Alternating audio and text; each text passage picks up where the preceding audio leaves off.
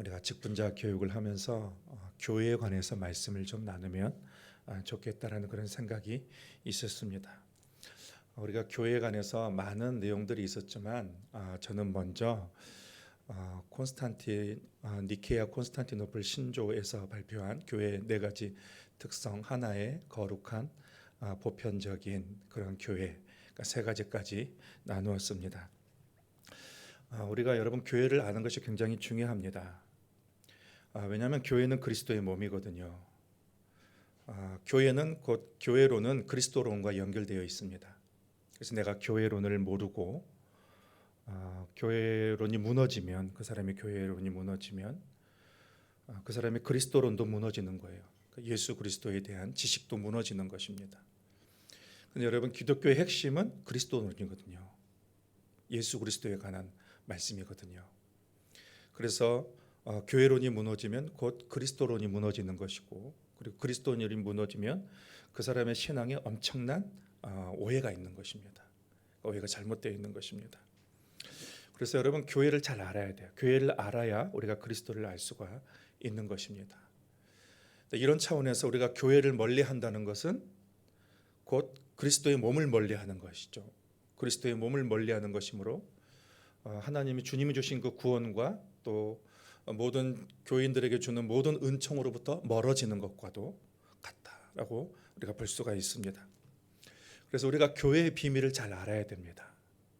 교회의 비밀을 잘 알아야 더 깊은 은혜 안으로 우리가 들어갈 수 있어요. 그리고 복된 신앙생활을 할 수가 있는 것입니다. 저는 먼저 교회 하나됨에 대해서 말씀을 드렸습니다. 그러니까 교회가 왜 하나인가? 교회의 머리는 이 세상에 많은 교회가 있지만 그리스도를 머리로 하고 있기 때문에 그렇습니다. 그리고 이 세상의 모든 교회는 그 몸의 각 지체가 되기 때문에 교회는 하나이다라고 말씀을 드렸습니다. 그리고 또 교회는 거룩하다라고 말씀을 드렸습니다.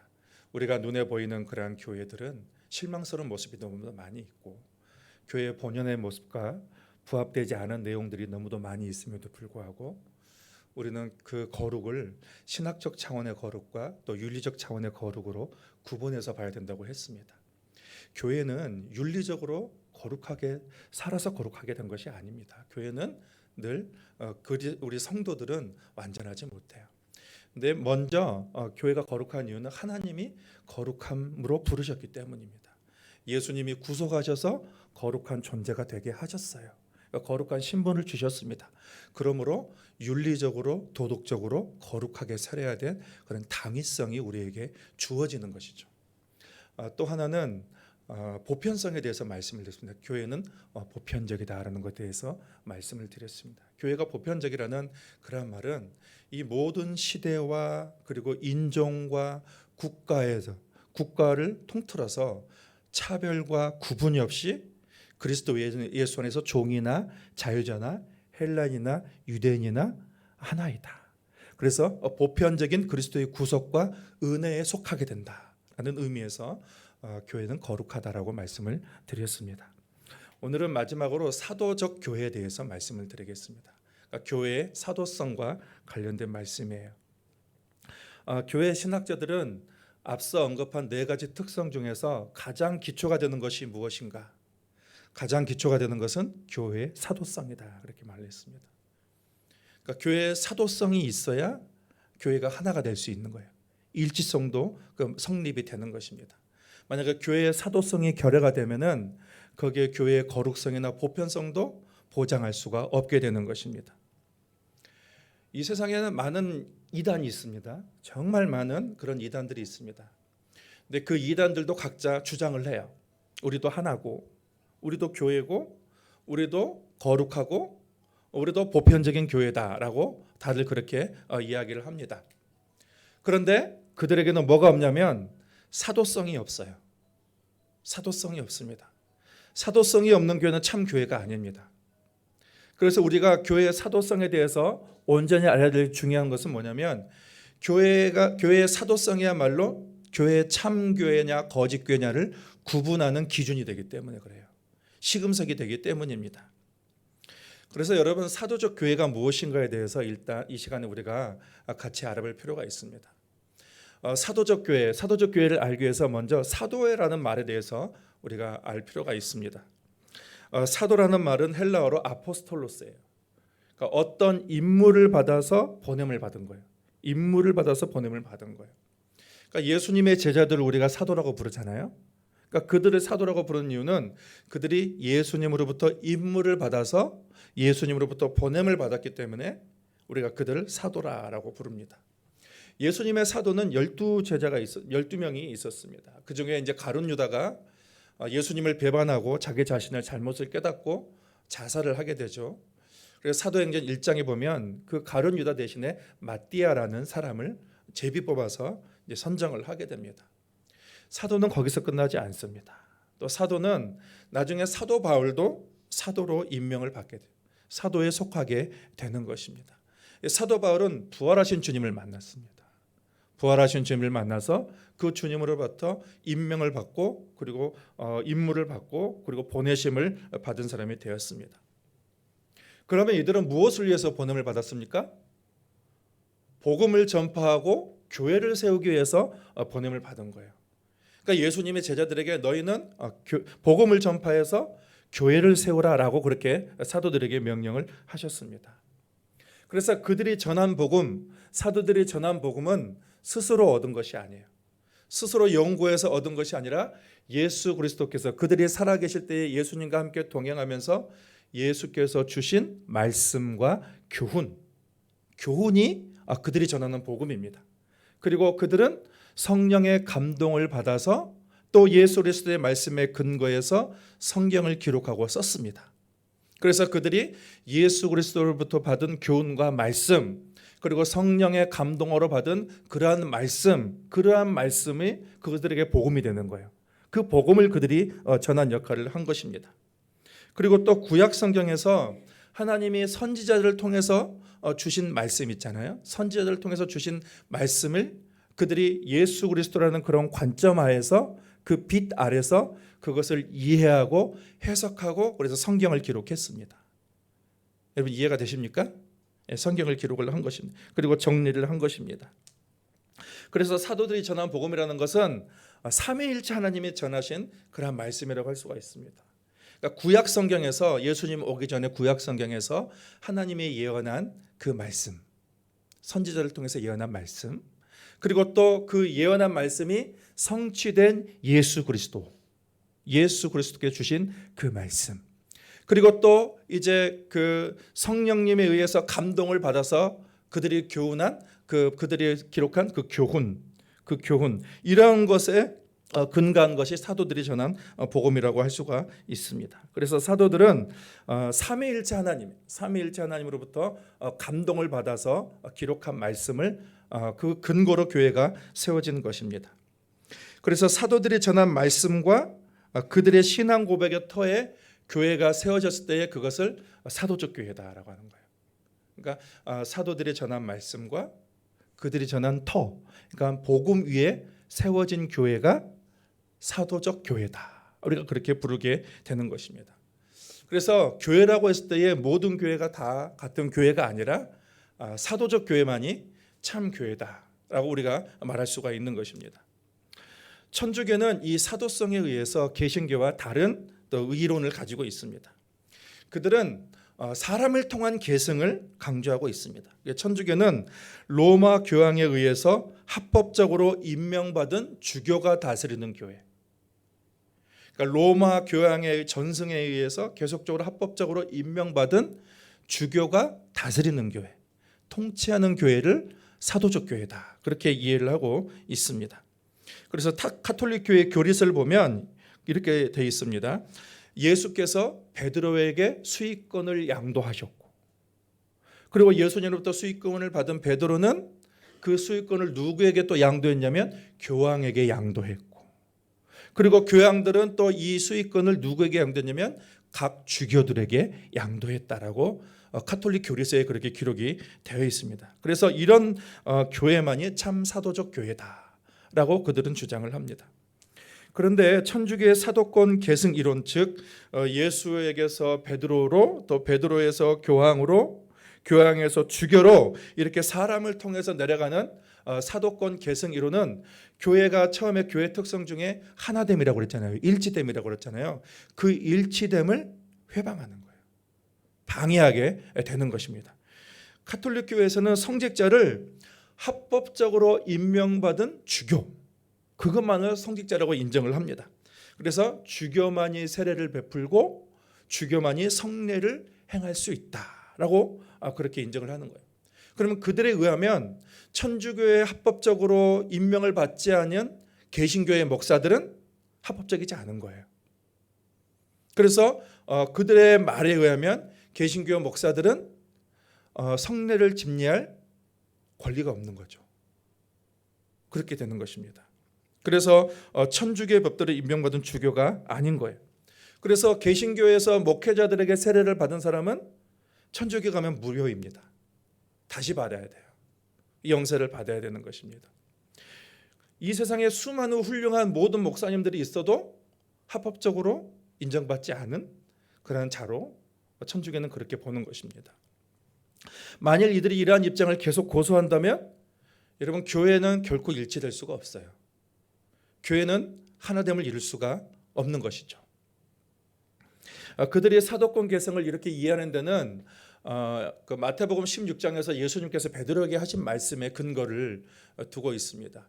예수님께서 제자들에게 너희는 나를 누구라 하느냐 그렇게 물었을 때에 시몬 베드로가 주는 그리스도시요 살아계신 하나님의 아들이시니이다. 그렇게 그 고백을 했을 때에 예수님께서 베드로에게 내가 이 반석 위에 너는 베드로라. 내가 이 반석 위에 교회를 세울 것이다. 그리고 내가 내게 천국 열쇠를 주겠다. 이렇게 주님께서 말씀하셨습니다. 그래서 천주교는 이 말씀을 근거로 해서 베드로가 주님으로부터 천국 열쇠를 받았고 베드로 수익권을 주장하게 되는 것입니다. 그러니까 베드로 수익권이라는 것은 베드로가 으뜸이다라는 거예요. 사도 중에 최고의 으뜸이다라는 것입니다. 그래서 예수님으로부터 교황이라는 수익권을 받았다는 거예요. 베드로가. 너는 파파다. 그들은 교황을 파파라고 그러거든요. 너는 파파다. 그러면서 그 교황으로부터 베드로가 예수 그리스도로부터 교황권, 그 수익권을 받았다는 것입니다. 그래서 이 베드로의 수익권을 계속해서 이제 교황들이 로마 가톨릭 교회가 계속 계승받았다라고 그렇게 생각을 하고 있는 것입니다. 그런데 우리 개신교회는 이걸 잘못 다르게 해석을 합니다. 그러니까 내가 이 반석 위에 교회를 세운다는 것은 이 반석이라는 것은 베드로라는 뜻이 곧 반석이라는 뜻이지만 명사가 달라요. 베드로와 반석이라는 그 명사가 달라요. 그래서 이 반석이라는 것은 곧 베드로를 의미하는 것이 아니라 베드로가 주는 그리스도시요 살아계신 하나님의 아들이시라는 베드로의 신앙 고백이다라는 것입니다. 그래서 이 신앙 고백이 교회의 기초가 되는 거예요. 교회를 세우는 기초가 되는 거예요. 베드로라는 사람 자체가 교회의 근간이나 기초가 되는 것이 아니라 베드로가 한 그 신앙 고백 위에 교회가 세워지는 거예요. 그것을 우리는 그렇게 이해를 하고 있습니다. 그래서 이것이 교회의 출발이에요. 신앙 고백이 교회의 출발이고 그리고 전 세대를 거쳐서 이제 계속 세워질 모든 교회의 기초가 이 신앙 고백이 된다는 것입니다. 인간 위에 교회를 세운다는 것은 아주 불완전합니다. 여러분, 인간은 오류가 많아요. 인간은 오해가 많습니다. 오해할 수도 있습니다. 불완전합니다. 그래서 사람 위에 교회가 세워진다? 여러분, 그건 불완전할 수밖에 없습니다. 그런데 우리 개신교회는 이 천국 열쇠를 받은 사람은 신앙 고백하려 한 모든 제자들을 우리가 가리킨다고 봅니다. 그래서 오늘 우리도 신앙 고백을 하게 되면 우리에게도 주님이 천국 열쇠를 주시게 되는 거예요. 그래서 그 신앙 고백을 하는 사람은 천국을 들어갈 수 있는 그런 자격과 은혜를 주신다. 이렇게 믿고 있는 것입니다. 베드로에게만 천국 열쇠를 주셨다는 것은 맞지 않습니다.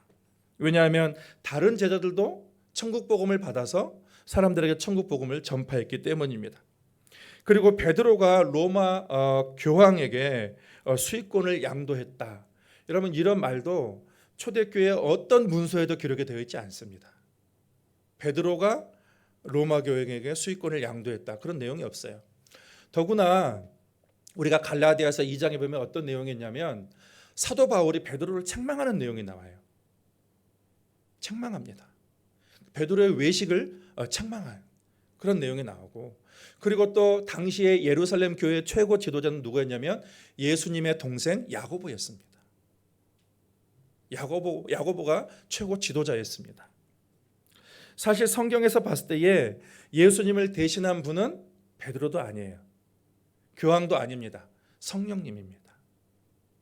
성령님이 예수님의 약속대로 성령님이 이 땅에 오셨고, 그리고 그 복음을 듣는 사람마다 성령께서 역사하시고 성령께서 그 사람을 안수하여서 세우시게 되는 거예요. 그래서 오늘까지 교회가 이어져 내려오게 되는 것입니다. 그래서 성령께서 부르신 자들을 공식적으로 인정하는 것이 안수라고 할 수가 있습니다. 로마 가톨릭 교회의 사도권 계승 이론은 우리에게 받아들이기 어려운 면들이 상당히 많이 있습니다. 그러니까 우리 개신교회는 어떤가? 우리는 사도들이 삼위일체 하나님으로부터 받은 말씀과 사명, 그것을 계승받은 교회를 사도적 교회라고 그렇게 부릅니다. 특정한 사람을 통해서 계승된다라고 생각하지 않습니다. 사람은 언제든지 왜곡될 수가 있습니다. 사람은 언제든지 오해를 할 수가 있습니다. 사람으로 세워진 교회는 불완전합니다. 그러나 초대교회 때 사도들이 주님으로부터 받은 말씀은 오류가 없습니다. 틀림이 없습니다. 그 말씀 자체는 완전합니다. 변함이 없습니다. 그래서 사도들이 전한 온전한 성경 말씀과 그들이 받은 사명을 그대로 오늘날 우리 교회가 그 말씀을 믿고 그 말씀을 따르고 있다면 오늘 우리 교회는 사도성을 가지고 있는 거예요. 사도적 교회라고 우리가 부르고 있는 것입니다. 예수님은 사도들을 통해서 당신의 말씀을 전하셨습니다. 그래서 사도들이 입으로 전한 말씀은 곧 예수님의 말씀이에요. 그리고 예수님은 사도들에게 예수님이 하신 사역을 하게 하셨습니다. 사도들을 통해서 예수님의 사역을 하신 거죠. 그러니까 사도들의 사역은 자기들이 스스로 생각해낸 사역이 아니라 예수님으로부터 위임받은 사역인 것입니다. 그래서 엄밀히 말하면 교회는 사도들의 교회가 아니라 예수님의 교회입니다. 그런데 여러분, 교회가 예수님의 교회가 되려면 어떤 교회가 되냐면 사도적인 교회가 돼야 돼요. 예수님의 뜻에 합당한 교회가 되려면 교회는 사도적인 교회가 되는 것입니다. 그래서 종교개혁 이후의 사도적인 교회는 사도들이 전한 말씀에 복종하는 교회다라고 했습니다. 사도들이 전한 말씀대로 그 말씀을 계승하고 그 말씀대로 복종하는 교회가 참 교회다, 그렇게 인정을 했습니다. 여러분, 지금은 사도들이 없어요. 그렇죠? 초대교회 때 말씀을 전한 사도들이 없습니다. 그런데 뭐가 남아 있어요? 그들이 전했던 말씀은 그대로 남아 있는 거예요. 변하지 않는 그 말씀.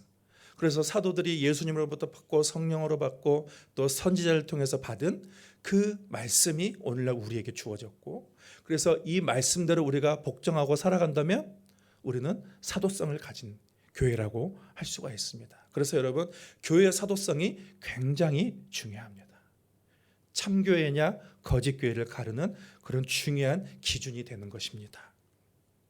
에베소서 2장 20절에 보면, 오늘 말씀에 보면, 너희는 사도들과 선지자들의 터 위에 세우심을 입은 자라, 그리스도 예수께서 친히 모퉁이 돌이 되셨느니라 라고 했습니다. 사도들과 선지자들이 터, 그러니까 사도들이 전한 말씀, 선지자들이 전한 말씀에 의해서 교회가 세워졌다라는 것입니다. 그리고 그 터 위에서 뭐가 됐습니까? 그 터가 존재하기 위해서 누가 모퉁이 돌이 되셨어요? 기초돌이 예수님이 기초돌이 되신 거예요. 그러니까 예수님이 기초돌이 되시고 그 기초돌을 기반으로 누가 터를 잡았습니까? 기초를 잡았습니까? 사도들과 선지자들의 말씀이 기초를 잡은 거죠. 그럼 그 기초 위에 세워진 교회, 오늘날 그 성도들이 성전이 되어가는 거예요. 그 기초에 세워져서 이 땅에 예수님이 세우고자 하시는 참된 교회를 세워가는 거예요. 여러분, 이렇게 이해하시면 되겠습니다. 그러므로 사도적 교회란 사도들이 전한 것을 계승한 교회라고 할 수가 있습니다. 그러면 우리가 무엇을 계승했는가라는 것들을 한번 말씀을 보도록 하겠습니다. 먼저 사도들의 교훈을 우리가 계승해야 되는 것입니다. 기독교의 신앙과 기독교의 교리는 철저하게 사도들의 가르침에 기반을 두고 있습니다. 요한복음 17장 20절 말씀에 보면 예수님의 기도가 있습니다. 내가 비옵는 것은 이 사람들만 위함이 아니요 또 그들의 말로 말미암아 나를 믿는 사람들도 위함이니. 그러니까 예수님은 사도들이 전한 교훈과 말씀을 그대로 받고 믿어서 사도들과 똑같은 믿음을 가진 사람들이 앞으로 생성될 것을 지금 염두에 두고 기도하고 있는 것입니다. 그러니까 예수님의 사도들을 통해서 복음을 받아들이고 사도들과 똑같은 신앙생활을 하는 교훈을 그대로 받고 행하는 사람들이 존재할 것을 예수님께서는 이미 염두에 두고 지금 기도를 하고 계시는 것입니다. 그런데 그것이 교회의 근본이라는 것입니다. 그래서 교회의 기초가 사도적이라는 말에 대해서 사도 바울은 이렇게 말합니다. 이 닦아둔 것 외에 능히 다른 터를 닦아둘 자가 없으니 이 터는 곧 예수 그리스도라라고 했습니다. 이 터는 예수 그리스도라고 했습니다. 그러니까 사도들은 예수 그리스도의 터, 그러니까 예수님으로부터 받은 교훈과 말씀으로 사람들을 가르쳤고, 그리고 그 가르침이 교회가 기초가 된다는 것입니다. 그러므로 우리는 사도들이 전한 말씀과 교훈들을 잘 배워야 되겠죠. 잘 배우고 그리고 그 말씀을 잘 따라야 하는 그런 의무가 우리에게 있는 것입니다. 그리고 또 하나는 사도들의 사역을 우리는 계승해야 되는 것입니다. 사도들은 예수님으로부터 위임을 받아서 명령을 받아서 그리고 예수님이 하셨던 사역을 똑같이 하는 거예요. 내가 했던 사역을 너희들도 똑같이 하라. 주님께서 그렇게 말씀을 하셨습니다. 주님께서 마지막으로 제자들에게 명령하신 것이 모든 민족을 가서 제자를 삼고 그들에게 복음을 전해라. 그렇게 주님께서 명령을 내리셨습니다. 그들이 말하는 그 복음을 우리는 굿뉴스라고 합니다. 복음이라고 합니다. 그러니까 사도들은 기쁜 소식을 전했습니다. 그 기쁜 소식이 뭐냐? 우리가 오늘 고백한 사도신경이죠. 사도신경 우리가 방금 전에 우리가 고백했잖아요. 그러니까 여러분 우리가 고백하는 사도신경은 슬픈 소식이 아니라 기쁜 소식이에요. 그래서 원래는 사도신경은 눈을 감고 고백하지 않아요. 원래는 눈을 뜨면서 서로를 보면서 고백하는 게 나의 신앙 고백을 하는 거거든요. 그러니까 이 사도신경이라는 것이 사도들의 신앙, 사도들이 전했던 그 신앙을 우리가 그것을 요약해서 고백하는 것이 사도신경이에요. 그러면 사도들이 전했던 그 내용들은 뭐냐? 나는 시작이 뭐죠? 나는 전능하신 아버지 하나님 천지의 창조주를 믿습니다. 이 사도들은 전능하신 아버지 하나님 천지의 창조주를 전파한 것이 그것이 기쁨이라는 거예요. 그 하나님이 나의 아버지니까 기쁘다는 것입니다. 그리고 나는 그의 유일하신 아들 우리 주 예수 그리스도를 믿습니다. 그러니까 그들에게 있어서 기쁜 소식이란 뭐냐? 예수 그리스도가 기쁜 소식이라는 것입니다. 그럼 그 예수님은 어떤 일을 하셨는가? 그는 성령으로 잉태되어 그다음에 뭐죠? 동정녀 마리아에게서 나시고 예수님이 이 땅에 오신 것, 성육신 하신 것이 기쁜 소식이라는 거예요. 하나님이 우리와 함께 하신다는 그 사실이 기쁜 소식이라는 것입니다. 그리고 또 본디오 빌라도에게 고난을 받아 십자가에 못 박혀 죽으시고 예수님께서 본디오 빌라도에게 고난을 받고 그 고난이라는 것은 우리가 받아야 될 죽음을 예수님께서 대신 죽으신 거예요. 그러니까 예수님의 죽음은 단순한 죄인으로서의 죽음이 아니라 온 인류의 죄를 대속해서 받으신 그 죽음, 그것이 우리에게 기쁜 소식이다라는 것들을 얘기하고 있습니다. 그리고 그 다음에 보면은 장사된 지 사흘 만에 죽은 자 가운데서 다시 살아나셨으며 예수님의 부활이 우리에게 기쁜 소식이라는 것입니다. 주님이 부활하셨으므로 주님은 부활의 첫 열매가 되셨고 그리고 그 예수 그리스도를 영접한 사람은 똑같이 영원히 오늘도 살아계신 그 예수님으로 인해서 우리도 부활의 소망을 가지게 된다. 이것이 뭐예요? 기쁜 소식이라는 것입니다. 그리고 그 다음이 하늘에 오르사 전능하신 아버지 하나님 우편에 앉아 계시다가 우편에 앉아 계셔서 뭐 하십니까? 오늘도 우리를 위하여 중보하시는 누구든지 예수 그리스도의 이름으로 간구하면 하나님께서 그 기도를 들으시고 그리고 예수님께서 우리를 대신해서 간구하신다. 중보하신다. 이것이 우리에게 기쁜 소식이라는 것입니다. 또 하나는 거기로부터 살아있는 자와 죽은 자를 심판하러 오시니라. 예수님께서 이 땅에 처음 오실 때는 구원자로 오셨지만 그렇지만 이제 마지막 때가 되면 예수님께서 이 땅에 재림하실 때가 되는데 그때는 심판자로 오신다는 것입니다. 예수님이 심판자로 오실 때 어떻게 하시는가? 예수 그리스도를 잘 믿고 그 사도들이 전한 그 복음대로 순종한 사람에게는 예수님께는 새 예루살렘으로 인도하셔서 그곳에서 같이 살게 하시고, 끝까지 회개하지 않은 사람은 영원한 지옥불에 멸하게 하신다는 것입니다. 이것이 교회들에게 기쁜 소식이 된다라는 것입니다. 그리고 나는 성령을 믿으며, 성령님이 기쁜 소식이에요. 거룩한 공교회, 교회의 거룩성과 보편성, 공교회와 그리고 성도의 교제와 성도끼리 함께 교제할 수 있는 것과 그리고 죄를 사하여 주시는 것과 몸이 다시 사는 것과 영원히 사는 것을 믿사옵나이다. 이것이 기쁜 소식이라는 거예요. 그러므로 여러분, 이제 우리는 앞으로 사도신경을 함께 외울 때에 죽상을 하고 외우는 것이 아니라 이 기쁜 소식으로, 즐거움으로 우리가 사도신경을 고백할 필요가 있는 것입니다. 이것이 사도들이 전가하는 복음입니다. 사도들은 때를 얻든지 못 얻든지 이 복음을 증거했습니다. 그리고 교회들에게 복음 전파를 당부했습니다.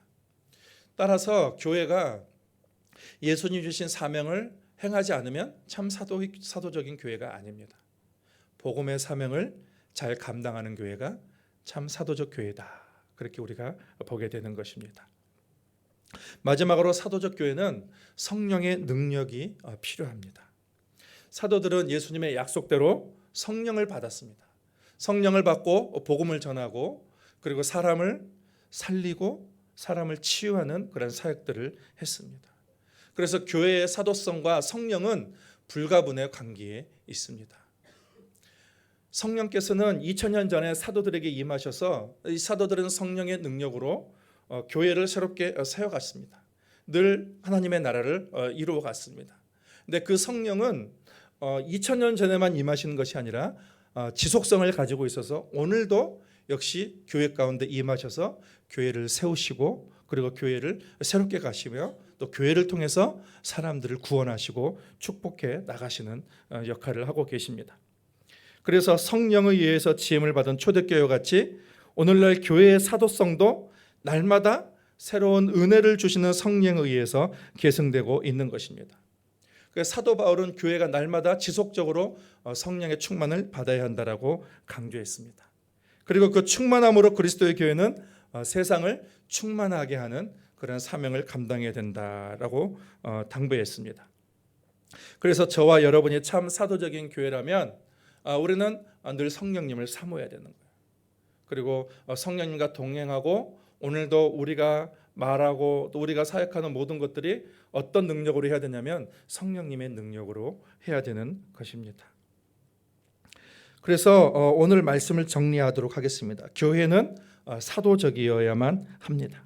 이 사도적 교회란 사도들이 삼위일체 하나님으로부터 받은 말씀과 교훈을 그대로 계승받아 지키는 교회, 또 사도들이 받은 사명을 계승받아 복음 전파에 힘쓰는 교회, 그리고 사도들의 능력의 근원인 성령의 능력으로 섬기는 교회입니다. 여러분, 우리가 이러한 사도들의 교훈과 사역을 잘 계승받아서 오늘도 하나님이 기뻐하시는 건강한 교회로 세워갈 수 있기를 바랍니다.